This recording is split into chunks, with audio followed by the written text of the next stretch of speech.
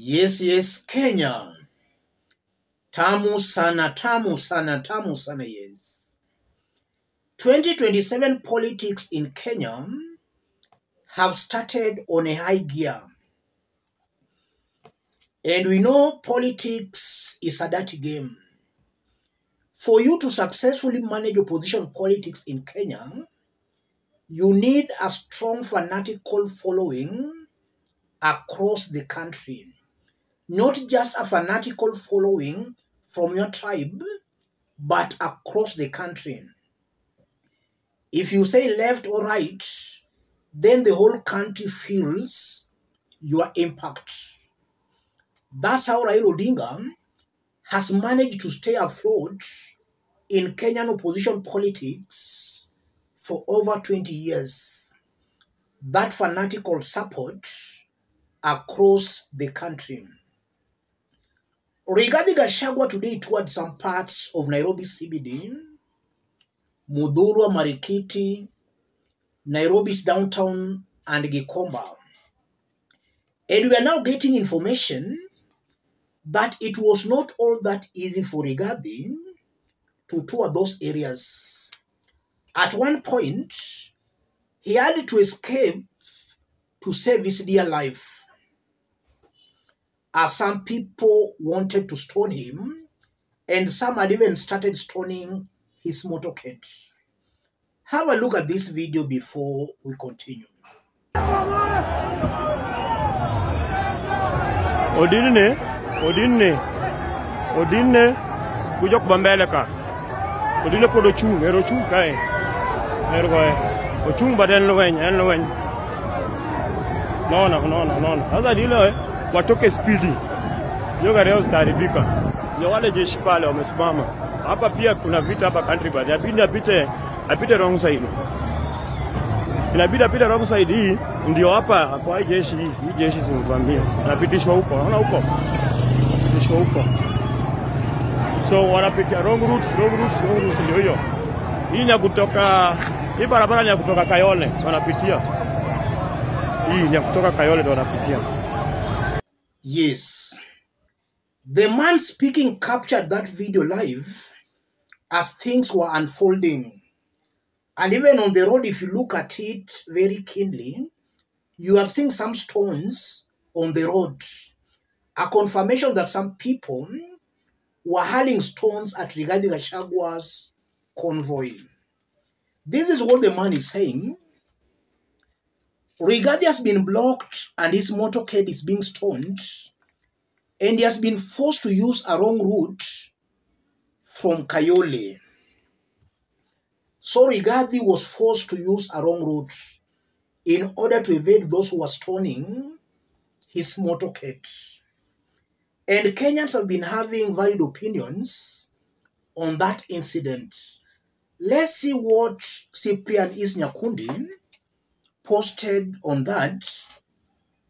Cyprian Nyakundi unreported drama at Marikiti Market as Deputy President Gachagua's convoy forced to change route after supporters turned rowdy. Deputy President Rigathi Gachagua's visit to Marikiti Market took an unexpected turn as his entourage faced a hostile reception while leaving the event and had to use a different route. Eyewitnesses claimed the crowd, which had been enthusiastically cheering the DP, was possibly compromised. Eyewitnesses claimed the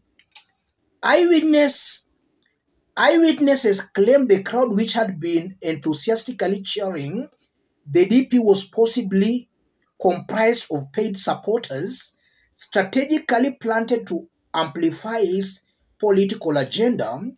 But as soon as the team of politicians concluded their address, the same crowd turned on them, but the tension didn't escalate into a full-blown attack. Gachagua's security detail efficiently escorted him away. The sudden shift in mood has led to widespread speculation. Was this a carefully crafted charade gone wrong? Were these people compensated to show up and then flipped the script as soon as the cameras were off? Only time will tell. Nyakundi is reporting that the same people who turned chaotic were the ones cheering up Rigathi Gachagua. So that team that was cheering Rigathi Gachagua might have been a mobilized paid crowd, a crowd that was meant to cheer up Rigathi Gachagua as he spoke, so that it could create an impression that Rigathi was very much loved and warmly received in Nairobi CBD. And this is not the first time we are hearing or seeing politicians paying people to cheer them up. Towards 2022 presidential election, Rigathi was known to mobilize a group of women in Nyeri who could accompany William Ruto anytime he was on the mountain. The group was largely dressed in uniforms. And I'm not ruling the possibility that the same trick or strategy might have been deployed here. Either Rigathi himself mobilized those individuals or his allies, the likes of Embakasi North MP James Gakuya, might have also mobilized the cheering squad. But the cheering squad turned chaotic, maybe after realizing they were not going to be paid. Those are all possibilities. And I'm also not ruling out the possibility that Rigathi's political opponents might have also mobilized those individuals who are stoning Rigathi's motorcade. All these are possibilities, ladies and gentlemen. But above all, let me say this. Politics in Kenya is a very complicated affair.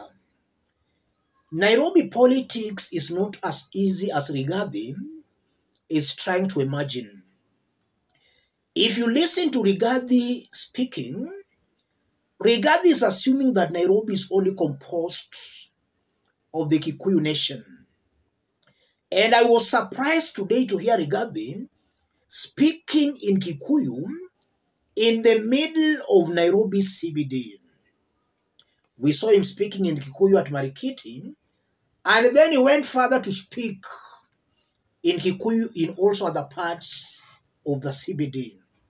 As a deputy president, Rigathi is expected to be a symbol of national unity.